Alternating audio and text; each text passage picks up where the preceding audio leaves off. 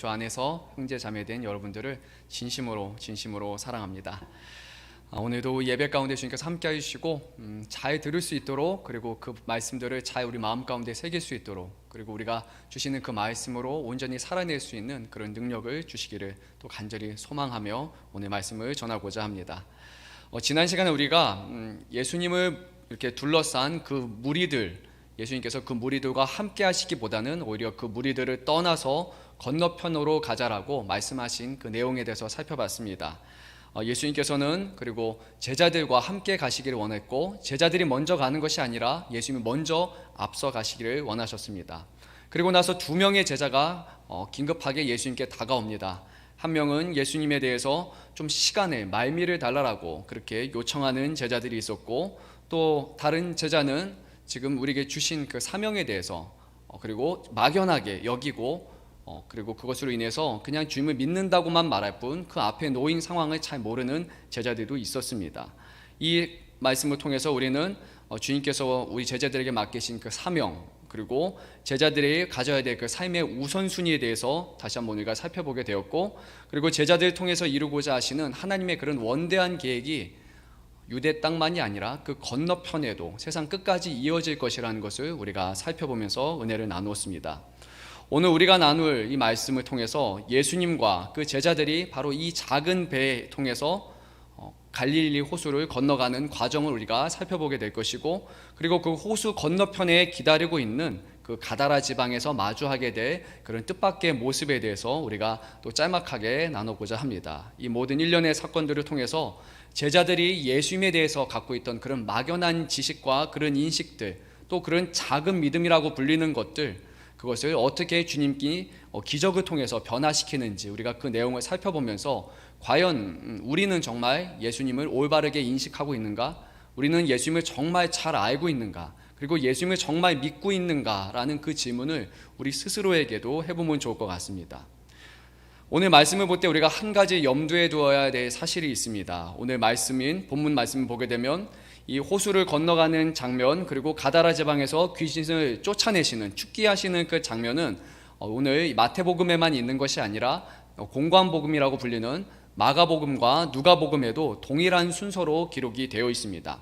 그런데 그 뒤에 마태복음에는 한 가지 사건이 더 등장하게 됩니다. 이번 주가 아니라 다음 주에 다룰 내용인데, 바로 중풍병자를 고치시는 그 장면이 마태복음에는 또 하나 이어지게 됩니다.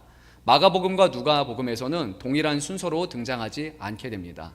근데 마태는 성령의 감동을 받아서 이 세 가지의 기적의 사건을 연결시켜서 한 가지 우리에게 전하고자 하는 사실이 있습니다. 과연 예수 그리스도가 누구신가?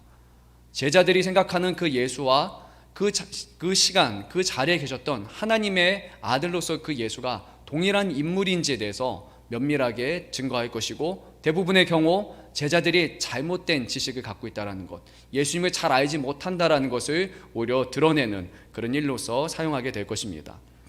세 가지 이 일련의 사건을 통해서 우리는 예수님이 자연 만물을 다스리시는, 그리고 새로운 것을 창조해내실 수 있는 창조자이시라는 것을 우리가 알아가게 될 것이고, 귀신에 대한 생사를 담당하고 계신 분이, 주관하신 분이 바로 우리 예수님이라는 것, 그리고 죄를 사하실 수 있는 능력이 있으신 분이 바로 우리 예수님이라는 것을 우리가 이 세 가지 사건을 통해서 깨닫게 될 것입니다. 그래서 오늘 이 말씀을 함께 나누면서 다시 한번 우리 스스로에게 질문을 던져보면 좋을 것 같습니다. 정말 이 세 가지의 사건처럼 우리는 예수님을 창조주 하나님으로 믿고 있습니까? 그리고 지금도 귀신의 생사 여부를 관장하실 수 있는 그런 분이 우리 예수님이라는 것을 믿고 계십니까? 그리고 그 예수님이 저와 여러분의 죄를 사하실 수 있는 그런 능력이 있으신 분이라는 것을 정말 우리는 믿고 있습니까? 그리고 예라고 대답할 수 있는 정말 그런 큰 믿음이 시간 우리 가운데 있기를 또 간절히 소망합니다. 첫 번째 사건입니다. 예수님께서는 먼저 배에 오르셨고, 그리고 제자들이 이제 예수님을 뒤따라서 그 배에 타게 됩니다. 예수님과 제자들이 탑승한 배는 그렇게 오늘날처럼 그렇게 편안한 배는 아니었습니다. 오늘날 우리 동력기관으로 인해서 참 편안하게 가지만, 그 당시에는 제자들이 열심히 노를 저어야 하지만 그렇게 갈 수 있는 그런 배였습니다. 1986년에 갈릴리 호수 북서쪽 호반에 이렇게 진흙더미를 파다 보니까 거기에서 이제 1세기에 있던 그 배가 다시 한번 복원이 되었습니다. 이 배의 길이를 보게 되면 한 8.2m 정도 되는 그런 배였고, 너비는 2.35, 그리고 깊이는 1.25m 되는 그렇게 크지 않은 배였습니다. 몇 명 정도가 과연 이 배에 탈 수 있을까? 최대 13명, 그 이상은 타기 힘든 그런 배였다고 합니다. 이게 그 당시에 1세기의 일반적인 그런 배의 모습이었습니다. 근데 이 배는 돛이 없었습니다. 그래서 전적으로 사람이 힘으로 노를 저어야지만 그 앞을 갈 수 있는 그런 배였습니다. 그런데 다행히, 천만다행히도 이 배 안에 있던 그런 예수님의 제자들 중에는 갈릴리 어부들이 있었습니다. 그들은 평생을 배를 타는 사람들이었고 고기를 잡는 사람이었기 때문에 매우 능숙하게, 그리고 이 배를 노를 저어가지고 이 호수를 건너갈 수 있는 그런 사람이었습니다. 분명 누가 봐도 이 강 건너편으로 건너는 데는 아무런 문제가 없어 보였습니다. 그런데 예수님께서 가시고자 하셨던 그 지역은 가다라 지방이었습니다. 이곳은 갈릴리 호수의 동쪽 해안에 위치하는 곳인데, 대부분이 이제 데가볼리라고 알려져 있는 그런 10개의 지역에 속하는 곳이었습니다. 데가볼리는 헬라의 알렉산더 대왕이 이렇게 그곳에 침공해서 식민지화시킨 그런 10개의 도시를 말합니다. 그리고 그곳에는 헬레니즘 문화권에 속했고 유대인들과는 다른 그런 문화를 갖고 있었습니다. 예수님이 지금 배를 건너서 첫 목적지로 잡은 그 장소가 다른 유대 땅이거나 친밀한 장소가 아니라 전혀 다른 문화권인 그런 이방의 문화권의 지역으로 지금 예수님이 가자고 하셨던 것입니다. 이곳에 있는 많은 사람들의 인구는 비유대인이었고, 그리고 유대인들이 꺼리는 지방이었습니다. 유대인들의 익숙한 환경이 아니라 부정하고 그리고 더럽다라고 여겨지는 그런 돼지들과 다른 동물들을 키우는 곳이었고, 혼혈의 사람들도 있었으며 이방 사람들이 가득한 그곳이었습니다. 유대인들 기준에 볼 때는 이곳은 좀 정말 가고 싶지 않습니다. 이방인과 접촉하는 것 자체를 유대인들이 별로 좋아하지 않았기 때문이죠. 그나마 예수님의 제자인 갈릴리 지역의 사람들은 조금 북쪽에 위치하기 때문에 다른 타 지역에서 온 사람들과 더 많은 교류가 있었을 것입니다. 무역적인 것으로 인해서 조금 더 익숙했지만, 그럼에도 불구하고 대부분의 유대인들은 이렇게 이방 사람들을 그렇게 좋아하지 않았습니다. 오직 유대인들만이 특별한 선민이고 우리는 하나님의 택함 받은 거룩한 백성이다라는 그런 인식이 있었기 때문입니다. 유대인들 외에는 거룩한 자가 없다라고 이 사람들은 그렇게 믿고 살았을 겁니다. 그래도 예수님께서는 이 제자들을 이끌면서 정결하지 않은 지방, 하나님을 잘 알지 못하는 곳으로 가자라고 말씀을 하셨습니다.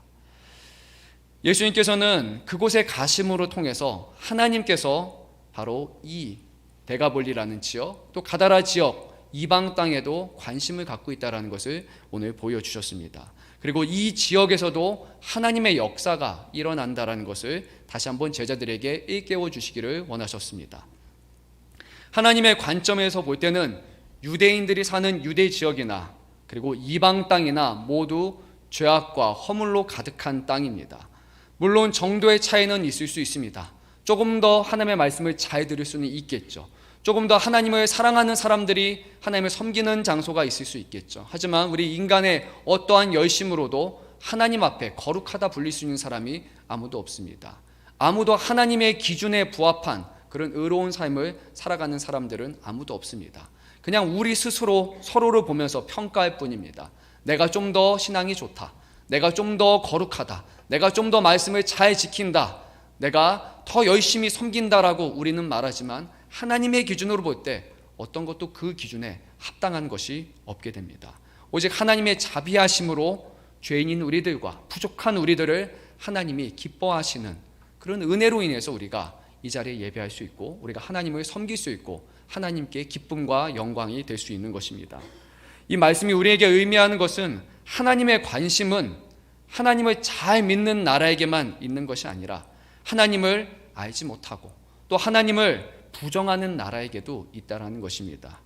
유대인들은 하나님의 자신의 소유, 자신만을 위한 그런 하나님이라고 여겼지만 또 하나님을 이스라엘의 하나님으로만 삼고 싶었고 다시 오신 메시아 되시는 예수님도 이스라엘의 왕이 되시기를 원했지만 이스라엘은 정작 하나님이 기준해 볼 때는 세상의 많은 나라 중에 하나에 불과했던 것입니다. 그 수많은 세상 가운데, 많은 나라 가운데 이스라엘은 단 하나의 소유에 불과한 것입니다. 따라서 하나님의 자녀인 우리들은 하나님의 관점에서 세상을 볼 수 있어야 됩니다. 국가와 인종을 뛰어넘을 수 있어야 합니다. 하나님이 대한민국을 사랑하시는 만큼 하나님은 북한과 그리고 일본과 중국도 사랑하신다는 것을 우리는 받아들일 수 있어야 됩니다. 하나님은 교회만을 사랑하시는 것이 아니라 교회 바깥에서 여전히 하나님을 알지 못하고 살아가는 사람들, 세상의 어두운 곳에서 지금 살아가는 사람들에게도 관심을 갖고 계신다는 것을 우리는 반드시 알아야 됩니다. 우리 그리스도인들은 하늘의 시민권을 가진 사람들입니다. 하나님의 마음을 품고 세상의 차이와 차별을 우리가 복음과 사랑으로 품어낼 수 있는 사람들이 바로 그리스도인이 되어야 됩니다. 예수님은 이방인에 불과한 우리들을 사랑하셨습니다. 이방인인 우리를 위해서 죽으시고 이방인인 우리를 위해서 부활하셨습니다. 그렇다면 우리는 세상에 있는 모든 이방인들에게 동일한 주님의 사랑을 전하는 것이 마땅해야 합니다. 정말 우리가 동일한 마음으로 사랑하고 있습니까? 혹시 하나님이 우리의 하나님만 되기를 혹시 우리가 바라고 있지는 않습니까? 하나님이 그 수많은 나라들 가운데 대한민국만 특별히 더 사랑해 주시기를, 그리고 그 가운데 지금 나를 더 많이 사랑해 주시기를 혹시 그렇게 바라고 있지는 않습니까? 하나님을 나의 소유로 여기려는 그런 마음이 있다면 우리는 유대인들과 동일한 마음을 가진 그런 하나님을 알지 못하는 자가 될 뿐입니다. 하나님은 온 세상의 하나님이심을 우리가 반드시 믿어야 됩니다. 복음에는 바로 이렇게 분열된 수많은 나라들과 모든 민족들과 모든 방언들을 하나로 묶는 그런 능력이 있다는 것을 우리가 반드시 믿어야 합니다. 이제 예수님의 말씀에 순종해서 갈릴리 그 호수에 배를 하나 띄운 제자들은 그들이 기대했던 것과 달리 큰 어려움에 봉착하게 됩니다. 당연히 뱃사공들이었고 당연히 능숙하게 갈 거라고 생각했지만, 짧은 시간 안에 건너갈 거라고 생각했지만 갈릴리 호수에서 갑작스럽게 아주 격렬한 그런 돌풍이 불어왔고 이내 큰 파도가 생겨나서 예수님과 예수님의 제자들이 탄 그 배를 이제 덮쳐버렸습니다. 이 갈릴리 호수는 좀 특별한 곳입니다. 호수지만 바다라고 불립니다. 상당히 넓은 곳입니다. 지리학적으로 보게 되면, 저도 이걸 잘 이해하는지 모르겠지만 여러분도 이해하실지 모르겠지만 그 지역에 요르단 골짜기가 있는데 거기가 상당히 급경사로 이렇게 내려가는 열곡이라는 것이 있습니다. 열곡이 형성이 되어 있습니다. 이 열곡이 뭐냐면 지구 안에 이제 내부에 이렇게 열의 분포가 균등하게 일어나야 되는데 그렇지 않고 좀 불균등하게 일어나다 보니까 이 멘틀 쪽에서 갑자기 이제 열이 발생하게 되고 이 안쪽에서 갑자기 땅들이 부딪히면서 위로 이렇게 솟아나게 됩니다. 이렇게. 그러면 이 솟아난 것이 처음에는 이렇게 균등하게 올라왔다가 끝부분이 살짝 쪼개지게 됩니다.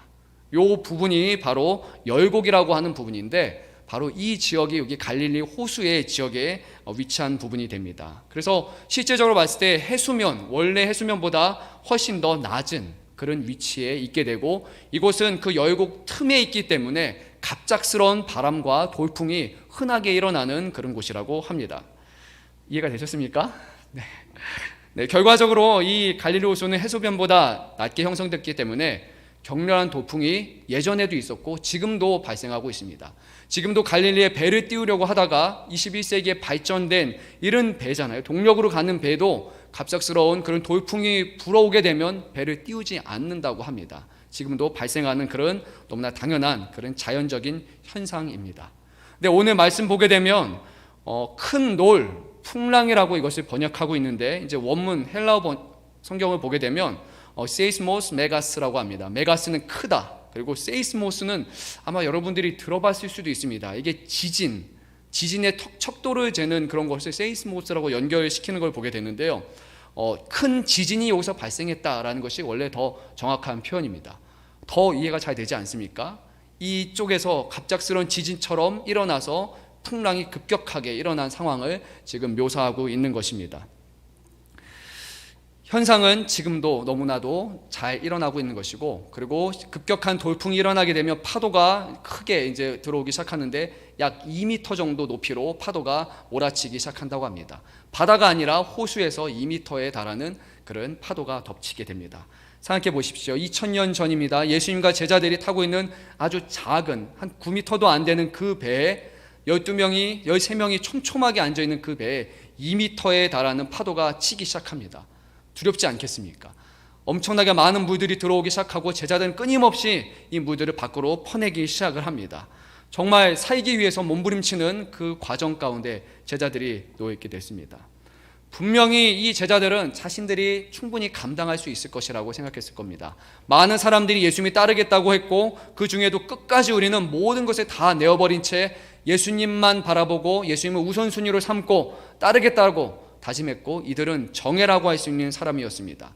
그리고 그들에게 주어진 첫 임무는 다른 것도 아니라 자신들이 너무나 잘할 수 있는 배를 띄우고 건너가는 그런 것입니다. 분명 자부심으로 가득했을 것입니다. 이 정도야 우리가 충분히 할 수 있으니까 정말 잘 건너가서 안전하게 건너가서 예수님 앞에 좀 잘 보여야지, 좋은 인상을 우리가 남기면 좋겠다라는 그런 생각을 했을 것입니다. 그런데 자신들이 가장 잘할 수 있다라는 그 일이 지금 자기의 힘으로 할 수 없는 것을 경험하게 됩니다. 자부심을 가지고 우리의 힘과 우리의 능력과 우리의 재능을 가지고 예수님을 섬기려고 했고 하나님의 일을 하려고 했는데 바로 처음부터 그것이 무너지게 됩니다. 제자들은 결국 두 손 두 발을 들 수밖에 없습니다. 아무것도 내가 할 수 있는 것이 없습니다 라고 예수님 앞에 이제 결국 내려놓게 됩니다. 많은 그리스도인들이 처음 믿음을 갖게 되면, 또 처음 직분을 갖게 되면 뜨거운 마음을 가집니다. 이제 내가 모든 것을 다 할 수 있을 거라고, 내가 가진 재능과 내가 가진 열심을 사용해서 이제 자신감 있게 일을 하려고 그런 마음을 또 갖습니다. 또 그리고 열심히 기도하기 시작합니다. 모든 것 구하는 대로 이루어질 것 같고, 그리고 막 신앙이 뜨겁게 성장할 것 같고, 언제든지 밖에 나가서 복음을 전할 것 같고, 큰 능력이 있을 것 같은 그런 모습에 사로잡히게 됩니다. 하나님이 나와 함께 하시는데 내가 무엇을 두려워하리요? 그런 고백을 하게 됩니다. 정말 구약의 모든 믿음의 사람들처럼 내가 될 수 있을 것처럼 그렇게 여기게 됩니다. 그 사람들도 했고 나도 충분히 했고 내가 그런 신앙과 믿음의 주인공이 될 거라고 그렇게 생각하고 신앙생활을 하게 됩니다. 다 잘 될 것 같습니다. 그런데 정말 짧은 순간, 짧은 찰나에 우리는 큰 벽에 부딪히고 맙니다. 정말 내가 할 수 있는 것이 하나도 없다. 내 힘과 내 능력으로 하려고 했지만 그것으로 하나님의 일을 할 수 없다라는 그런 현실을 마주하게 됩니다. 심한 경우에는 그 벽에 부딪혀 넘어지고 쓰러지고 좌절하고 교회를 떠나는 사람들도 있습니다. 하나님을 믿고 하나님을 따르겠다고 하는데 왜 하나님이 나를 도와주시지 않습니까? 하나님이 살아계시지 않은 것이 아닙니까? 라고 현실 앞에 무너지는 사람들도 있습니다. 하나님, 왜 도대체 나에게 이르실 수 있습니까? 내가 당신을 믿기 위해서 무엇을 희생했는지 아십니까? 내 가족들을 저버리고 많은 것들, 물질적인 것과 건강까지도 시간까지도 다 내어버리고 주님을 쫓았는데 주님은 내 희생을 아십니까? 당신을 따르겠다고 하는데 왜 힘을 주시지 않고 축복하시지 않고 나에게 이렇게 큰 시련을 주십니까? 그렇게 사람들이 주님 앞에 호소하게 됩니다. 마가복음 4장 38절을 보게 되면 제자들은 이렇게 하소연합니다. 오늘 동일한 말씀입니다. 선생님이여, 우리가 죽게 된 것을 돌보지 아니하시나이까? 이것이 제자들의 말이었습니다. 선생님이여, 왜 돌보지 아니하십니까? 예수님이 하셔야 될 일을 왜 하지 않고 있습니까? 라고 예수님께 지금 책망하고 원망을 품고 있는 것을 보게 됩니다. 왜 주님의 일을 한다고 하는데 이런 일이 일어나고 있습니까? 제자들은 어떻게 해서든지 자신의 힘으로 문제를 해결하기 위해서 정말 부단히 노력했을 것입니다. 생사가 달린 문제잖아요. 지금 파도에 들어오는 그 물을 쳐내지 못하면 언제든지 잠길 수 있게 되고 모두가 죽을 수 있는 그런 위험한 상황 속에서 모든 일을 최선을 다해서 하고 있는데 한켠으로 보니까 예수님은 뭐하고 계셨습니까? 깊은 잠에 빠져 계셨습니다. 성질이 급한 사람이라면 정말 예수님께 한마디 했을 수도 있습니다. 좀 심한 사람이라면 발로 차서 깨울 수도 있겠죠. 예수님만 아니라면 정말 충분히 그럴 수 있는 상황입니다. 누구는 죽자 살자 열심히 물을 퍼내고 있는데 살기 위해서 아웅바둥하고 있는데 누구는 저 한편에서 편안하게 자고 있다고 생각해 보십시오. 화가 나지 않습니까? 교회 안에서도 어떻겠습니까? 누구는 열심히 일하고 있는데 누구는 편안하게 쉬고 있다고 생각되면 그 사람 얼굴만 봐도 화가 나지 않습니까? 왜 나만 수고하고 왜 나만 열심히 해야 되고 저 사람은 저렇게 편안하게 와서 예배드리고 할 거 다 하고 그냥 가면 되는가? 우리는 그런 원망을 언제든지 가질 수 있습니다. 다급한 상황에 놓이게 되면 우리는 기도하면서 또 어떤 분들은 하나님께 따지는 분들도 있습니다. 하나님께 정말 큰 소리를 지르면 하나님이 들으실 것처럼, 모르겠습니다. 하나님의 청각에 문제가 있는지 모르겠지만, 또 어떤 분들은 하나님을 협박하면서 막 하나님이 이렇게 안 들으시면 진짜 뭐 내가 죽고 주님이 죽습니다, 막 그런 식으로 하는 분들도 있습니다. 그리고 정말 어떤 분들은 해서는 안 되는데 하나님께 욕을 해가면서 그렇게 기도하는 사람들도 있습니다. 하나님, 지금 이럴 때가 아닌데 왜 주무시고 계십니까? 지금 얼마나 다급한 상황인데 정말 주님은 알고 계십니까? 빨리 도와주십시오. 빨리 문제를 해결해 주십시오. 이렇게 아마 제자들은 얘기했을 겁니다. 그런데 예수님은 분명히 주무실만 하니까 주무시고 계셨던 것입니다. 그리고 하나님도 때로는 우리가 하나님 앞에 간절히 기도하고 들어달라고 우리는 너무나 다급해서 죽을 것 같다라고 얘기하는데 하나님은 고요하고 잠잠하고 아무것도 반응하지 않는 모습을 우리는 너무나 자주 경험하게 되지 않습니까? 그런데 하나님의 시선에 볼 때는 괜찮은 겁니다. 우리는 죽을 것 같지만 하나님 보시기에는 그 정도는 충분히 우리가 할 수 있다라고 여기는 겁니다. 아직 때가 아니다. 더 기다려야 될 때라고, 하나님의 때가 아직 남아있다라고 분명히 우리에게 지금도 말씀하고 있습니다. 많은 그리스도인들이 이 대목에서 놓치는 부분은 예수님이 다른 곳에 계신 것이 아니라 제자들과 한 배에 타 있었다는 겁니다. 예수님이 저기 멀리서 제자들이 노젓는 것을 관망하던 그런 분이 아니라 제자들의 생사가 오가는 그 시점, 그 자리에 예수님도 자기의 생명을 걸고 같이 그 자리에 그 배에 함께 타셨다는 것입니다. 예수님께서는 저와 여러분과 상관없이 저 멀리 계신 분이 결코 아닙니다. 저와 여러분이 진정으로 하나님의 자녀라면 성령 하나님께서는 지금 저와 여러분 안에 한 배를 타시고 함께 지금 생사의 고락을 겪어가고 계신 것입니다. 여러분 정말 이것을 믿으십니까? 하나님이 저와 여러분 안에 함께 하시고 우리가 힘들어하는 만큼 하나님도 그 모든 것을 함께 겪고 계시고 모든 것을 아시고 그리고 모든 것을 지금 기다리시고 인내하시고 참아내신다라는 것을 정말 우리는 믿고 있습니까? 하나님이 우리와 한 배를 타셨다라는 것을 정말 우리는 믿고 있습니까? 성경에서 바다 위에 놓인 배를 생각하면 떠오르는 장면이 몇몇 있을 겁니다. 대표적인 인물로 구약에 노아 있습니다. 또 요나 있습니다. 신약에 누가 있을까요? 사도 바울이 있습니다. 온 세상의 물에 잠긴 상황에서 오직 배 한 척에 자신의 몸을 실어야 됐던 노아가 있습니다. 배에서 던져져서 결국 큰 물고기에 사로잡혀 먹혔던 요나도 있습니다. 로마로 압송돼 가는 그 과정 가운데 배가 난파되어서 어려움 가운데 있었던 사도 바울이라는 이 세 사람이 있습니다. 그들에게는 한 가지 공통점이 있었습니다. 바로 하나님께서 이 세 사람을 통해서 이루고자 하시는 하나님의 일이 있었다는 겁니다. 하나님께서는 자신의 계획 가운데 있는 사람, 그들에게 결코 죽음을 허락하지 않는다는 사실입니다. 오늘 26절 말씀을 우리가 한 목소리로 한번 읽어보도록 하겠습니다. 26절 말씀 준비되면 한 목소리로 읽도록 하겠습니다. 예수께서 이르시되 어찌하여 무서워하느냐 믿음이 작은 자들아 하시고 곧 일어나사 바다가 바다를 꾸짖으시니 아주 잔잔하게 되거늘. 예수님께서 이렇게 말씀하셨습니다. 어찌하여 무서워하느냐 믿음이 작은 자들아. 예수님께서 잠에서 깨어나자마자 하신 첫 마디는 제자들을 향한 책망이었습니다. 만약에 저라면 이렇게 얘기했을 것 같습니다. 우리 제자들 수고했다. 내가 잠 다 잤으니까 이제 컨디션이 좀 좋아졌으니까 이제 너희도 좀 쉬어라. 내가 이제 알아서 다 책임질게. 기특한 녀석들. 아마 이렇게 말할 수도 있을 것 같습니다. 그리고 이제 예수님이 하셔야 되는 멋진 장면이 있지 않습니까? 서서히 일어나셔가지고 바다를 향해서 한마디를 외친 겁니다. 그냥 잠잠하라. 딱 하면은 갑자기 풍랑이 다 멈춰버리고 그리고 이제 모든 것이 고요해지면서 제자들 한번 딱 바라보면서 내가 이런 사람이야. 딱 이렇게 하면 좀 멋질 것 같지 않습니까? 영화의 한 장면 같은 그런 거겠죠. 저는 약간 그런 모습으로 했을 것 같습니다. 근데 예수님은 그게 아니라 제자들을 바라보면서 꾸짖으셨습니다. 어찌하여 무서워하느냐? 어찌하여 무서워하느냐? 정말 수고했고 죽기 살기로 지금 열심을 다했던 제자를 향해서 예수님이 하신 첫 마디는 왜 무서워하느냐? 그리고 이어진 말은 또다시 책망이었습니다. 믿음이 작은 자들아 라고 말씀하셨습니다. 예수님이 하셨던 이 두 마디는 이렇게 됩니다. 두려움이라는 것과 믿음이라는 것을 바로 연결시켜서 말씀하십니다. 제자들이 지금 두려워하는 이유는 믿음이 작아서다. 만약에 너의 믿음이 크다면, 믿음이 크다라는 것은 진정한 믿음, 온전한 믿음, 그 믿음의 질을 말하는 겁니다. 그런 믿음이 있다면 너희들은 두려워하지 않을 것이다. 너희가 두려움이 많다면 그만큼 믿음이 작은 것이다 라고 지금 두려움과 믿음에 대해서 말씀하고 있습니다.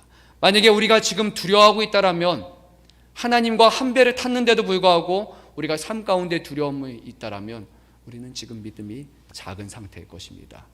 하지만 우리가 두려워하지 않고 있다라면 우리는 믿음이 큰 상태가 될 것입니다. 그런데 여기서 말하는 믿음이 무엇인지 우리는 알아야 되겠죠. 그냥 자기 확신, 내가 생각하는 그런 감정이 믿음이 아니라는 것을 우리는 이제 깨닫게 될 것입니다. 오늘 말씀을 보게 되면 큰 풍랑이 일어났을 때 예수님의 모습과 제자의 모습을 이렇게 대조하면서 성경이 보여주는 것을 보게 됩니다. 예수님은 주무시고 계셨고 제자는 열심히 일하면서 동시에 두려움을 느끼고 있었습니다. 그리고 제자들은 예수님을 이내 깨우게 됩니다. 어떻게 예수님께서는 이런 상황 가운데 이렇게 한가하게 편안하게 깊은 잠을 취하실 수 있을까요? 혹시 제자들을 시험하기 위해서 이렇게 자는 척 이렇게 누워 계시다가 적당한 타이밍을 재고 이 정도면 애들이 힘들 것 같다, 그 타이밍에 탁 눈 감고 있다 일어나신 것은 아닐까요? 근데 말씀을 보니까 그것은 아닌 것 같습니다. 마가복음 4장 38절을 보니까 예수님께서 고물에서 베개를 베고 주무시더니 라고 그렇게 기록하고 있습니다. 고물, 바로 배의 선미, 뒷부분을 말하는 겁니다. 예수님은 베개를 베고 완전히 누워서 지금 잠을 청하고 계셨습니다. 잠시 기대고 있는 상황이 아니라 편안하게 예수님은 완전히 들어 누우셨습니다. 누가복음 8장 22절에서 23절을 보게 되면 이렇게 기록합니다. 이에 떠나 행선할 때 예수께서 잠이 드셨더니, 그러니까 예수님은 배가 육지에서 떠나고 이제 가기 시작할 무렵부터 깊은 잠에 빠지신 겁니다. 피곤함으로 그랬을 수도 있고 예수님은 완전히 잠들어 있는 상태였습니다. 예수님은 어떻게 이렇게 편안하게 잠자실 수 있었을까요? 본인의 능력을 알았기 때문일까요? 근데 예수님은 주무시고 계셨잖아요. 깨어서 멈추신 것이 아니라 지금 이 모든 상황 가운데 이미 잠을 들고 계셨다는 것을 우리는 알아야 됩니다. 시편 3편을 보게 되면 잠과 하나님의 신뢰를 잘 연결해서 말합니다. 시편 3편뿐만이 아니라 성경에서 보게 되면 많은 위험 가운데 놓인 사람들이 종종 잠을 청하게 되는데, 그것은 하나님의 보호하심에 대한 깊은 신뢰를 가진 사람들만 이런 어려움 가운데 잠을 청할 수 있게 됩니다. 시편 3편을 보면 다윗은 자신의 아들 압살롬이 자신을 배신하고 쫓아와서 잡으려고 하는 그 상황 가운데서 편안히 잠을 취하게 됩니다. 제가 한번 읽어보겠습니다. 시편 3편 1절입니다. 여호와여, 나의 대적이 어찌 그리 많은지요. 일어나 나를 치는 자가 많으니이다. 많은 사람이 쫓아왔습니다. 분명히 잠을 취할 수 있는 그런 상황이 아닙니다. 3절에서 이렇게 고백합니다. 여호와여, 주는 나의 방패이시오 나의 영광이시오 나의 머리를 드시는 자이시니이다 하고 주님을 향한 신뢰와 믿음을 고백하게 됩니다. 그리고 5절에 가서 이렇게 말합니다. 내가 누워 자고 깨었으니 여호와께서 나를 붙드심이로다 하고 고백을 합니다. 그리고 마지막 6절에서 한 발짝 더 나아가서 이렇게 고백합니다. 천만인이 나를 애워친다 할지라도, 진친다 할지라도 나는 두려워하지 아니하리로다. 진을 친다라는 것은 진영을 가지고 둘러싸는 겁니다. 천만인이 둘러싸고 그 중앙에 나 혼자 있다 할지라도 나는 결코 두려워하지 아니하리라 라고 그는 고백합니다. 그리고 그는 잠을 청할 수 있었습니다. 사도행전 12장을 보게 되면 헤롯 왕이 요한의 형제 야고보를 칼로 죽이게 됩니다. 예수님의 제자죠. 그리고 이제는 베드로를 잡아서 죽이려고 합니다. 옥에 가두었습니다. 교회는 간절하게 베드로를 위해서 기도했고 베드로가 했던 것은 잠을 잤습니다. 잠언 3장 24절에 26절을 보면 이렇게 기록되어 있습니다. 내가 누울 때에 두려워하지 아니하겠고 내가 누운즉 내 잠이 달리로다. 달콤한 잠을 취합니다. 너는 갑작스러운 두려움에도 악인에게 닥치는 멸망도 두려워하지 말라. 대저 여호와는 내가 의지할 이신이라. 내 발을 지켜 걸리지 않게 하시리라. 예수님께서 이 풍랑이 이르는 이 작은 배 위에서 주무실 수 있었던 것은 바로 예수님이 자신의 능력을 의지해서가 아니라 바로 하나님에 대한 온전한 믿음이 있으셨기 때문입니다. 하나님이 예수님에 대한 계획이 있으시고 예수님을 이곳에서 배 위에서 죽게 만드실 것이 아니라 하나님의 뜻 가운데 보내심 받은 예수를 통해서 세상을 복음시키시고 세상을 구원하실 것이라는 명확한 확신 속에서 예수님은 하나님이시지만 하나님의 아들이시만 거기서 잠을 청하실 수 있었던 것입니다. 어떤 사람들은 그냥 쉽게 말합니다. 예수님은 능력이 있으시니까, 하나님이시니까 그냥 풍랑을 멈추면 되겠죠. 예수님 분명히 그런 능력이 있으십니다. 그런데 그렇지 않았습니다. 예수님은 잠을 청하셨습니다. 자신의 능력을 신뢰한 것이 아니라 오히려 예수님이 오셔서 겸손한 모습으로 하나님을 신뢰하는 그런 하나님의 아들로서의 믿음으로 이 배 위에서 견뎌내신 것입니다. 앞서 언급한 세 사람이 있었죠. 노아, 요나, 사도 바울. 이 세 사람은 하나님께서 이들을 향한 명확한 계획이 있었기 때문에, 그리고 이들은 절대절명의 위기 속에서도 하나님의 보호하심을 입게 되었습니다. 그들은 알았습니다. 하나님이 계획하심이 있다라는 것, 예수님도 하나님의 계획이 있다라는 것을 알았기 때문입니다. 성경에 있는 수많은 사람들, 그 믿음의 사람들을 이야기를 한번 잘 보십시오. 하나님의 편에 서 있는 사람, 하나님의 계획 가운데 있는 사람은 늘 하나님의 보호하심을 입게 됩니다. 그러니까 우리가 지금 두려워할 상황은 눈앞에 보이는 그런 불확실한 미래나 아니면 높이 지금 오르는 그런 2m나 되는 그런 파도, 아니면 갑작스럽게 발생한 그런 풍랑, 그것이 우리가 두려워할 것이 아니라 지금 우리가 하나님의 편에 서 있는가, 우리가 하나님과 함께 이 배를 타고 있는가, 우리가 하나님의 계획하심 가운데 있는가, 그것이 아닌가를 우리는 바라봐야 됩니다. 아무리 지진이 나고 세상이 멸망할 것 같다 할지라도 우리가 하나님 편에 지금 있다면 하나님은 우리를 구원하실 것입니다.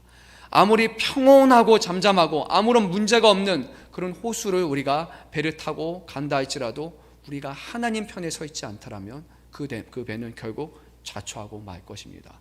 우리가 두려워야 될 대상인 눈앞에 보이는 것이 아니라 하나님 편에 서 있는가 아닌가를 우리는 명확하게 알아야 됩니다.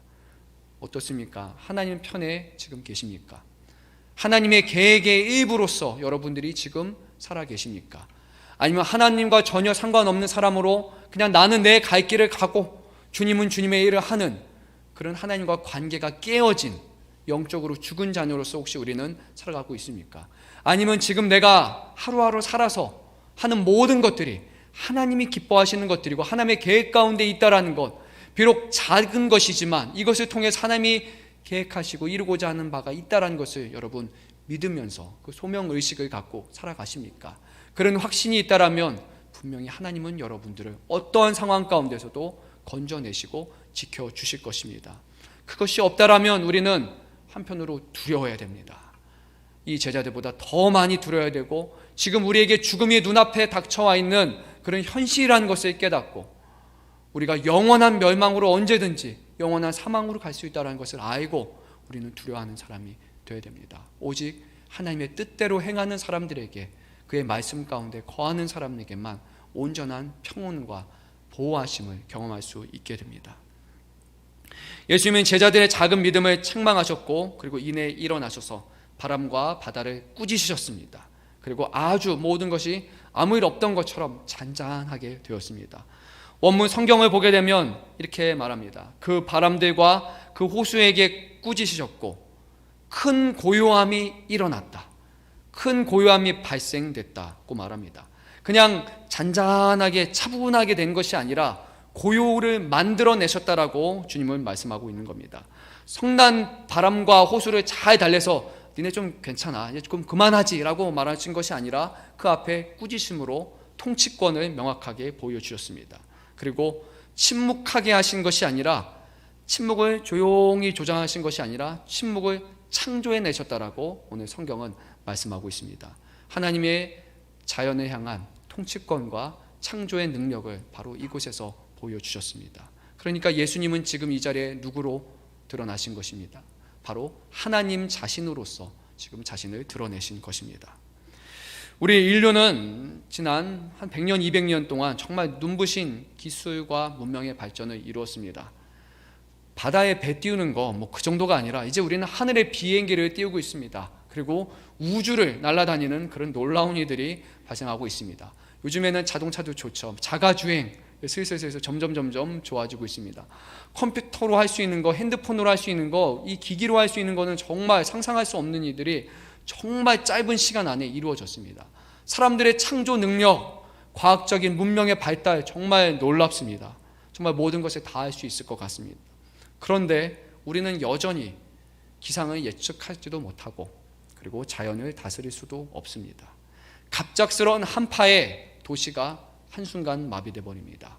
매년마다 어느 집에 가면 수도 배관이 동파되는 일들, 아직도 뻔히 알지만 늘 심심치 않게 일어나는 일입니다. 우리가 만든 첨단 기술과 눈부신 과학의 발전을 신봉하는 사람들, 변덕스러운 날씨로 인해서 하늘에서 쏟아져 있는 그런 엄청난 눈과 그런 비에 바로 스스로의 무력함을 느낀 것 외에는 우리가 할 수 있는 것이 하나도 없습니다. 어떻게 우리가 이렇게 무력함을 느껴야 됩니까? 우주에 우주선을 띄우는 우리들이 그깟 날씨 하나 때문에 지금도 쩔쩔매고 있습니까? 도저히 사람들은 이해할 수 없을 겁니다. 그런데 하나님을 믿는 사람들이라면 이 자연적인 현상에 대해서 다르게 반응해야 될 것입니다. 왜 우리가 무능한가? 왜 우리는 할 수 없는가? 라고 말하는 것이 아니라 하나님이 무엇을 하실 수 있는가? 하나님은 지금도 우리의 능력보다 까마득히 먼 곳에 계시고 우리가 결코 할 수 없는, 통제할 수 없는 그 자연 만물을, 날씨와 모든 것들을 지금도 주관하신다는 것을 우리는 이 상황을 통해서 오히려 바라볼 수 있어야 됩니다. 눈이 내리는 것과 비가 퍼붓는 것을 보면서 하나님이 위대하시다라고 여러분들은 탄성을 외치고 계십니까? 풍랑을 멈추는 그 광경을 목격한 제자들의 고백은 이것이었습니다. 이가 어떤 사람이기에 바람과 바다도 순종하는가? 바람과 바다가 어떻게 그 말씀 앞에 순종하는가라고 그들은 고백했습니다. 더 놀라운 고백이 있었죠. 배가 호수를 건너 도착한 곳에 귀신들이 예수님을 보며 외쳤던 말은 이것이었습니다. 하나님의 아들이요. 마가복음 5장 7절에서 좀 더 자세히 표현합니다. 지극히 높으신 하나님의 아들 예수여 라고 오히려 귀신들이 예수님을 보고 탄성을 자아내며 고백합니다. 예수님의 제자들은 그냥 예수님을 놀라운이다 라고 생각을 했다라면 오늘 말씀에 있는 귀신들은 예수님이 누군지를 더 정확하게 알아내었습니다. 제자들이 모르는 것을 오히려 귀신들이 알고 있었습니다. 그런데 과연 우리는 어떻습니까? 우리는 예수님을 잘 알고 있습니까? 우리는 이 예수님을 누구라고 지금 고백하십니까? 예수님이 지극히 높으신 하나님의 아들이시며 대자연을 말씀으로 복종케 하시는 하나님이라는 것을 여러분 알고 믿고 계십니까? 주님께서는 우리가 그분을 더 알기를 원하십니다.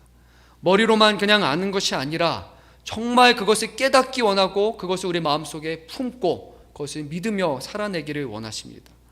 예수님이 우리를 위해서 얼마나 많은 일을 행하셨는지, 우리에게 사랑을 보이기 위해서 이 땅에 오셨다라는 사실을 다시 한번 우리가 깨닫기를 원하십니다. 모든 보여주신 일들을 머리로 깨닫고 우리의 마음으로 다시 한번 그것을 느끼고 그리고 삶으로 경험하기를 지금도 원하고 계십니다. 그것을 믿는 사람들에게는 지금 불확실한 미래, 한치 앞을 내다볼 수 없는 그 미래 가운데서도 하나님의 보호하심이 우리 가운데 함께 있다라는 그 믿음으로 세상을 능히 당당하게 담대하게 이겨낼 수 있을 것입니다.